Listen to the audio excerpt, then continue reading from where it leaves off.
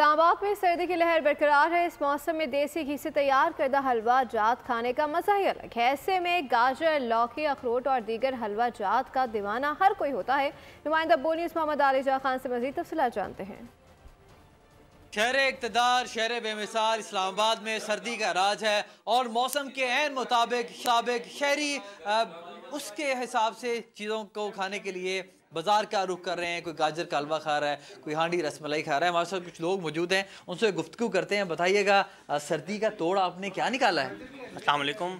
बस जी, गाजर का हलवा हम लोग खा रहे हैं। सर्दियों के लिए रिक्वायरमेंट है, हमें इसके लिए एनर्जी के लिए चाहिए होता है सर्दी के लिए, तो हम लोग खा रहे हैं। अभी इनकी और भी बहुत सारी चीज़ें हैं सर्दी के, हम वो ले रहे हैं।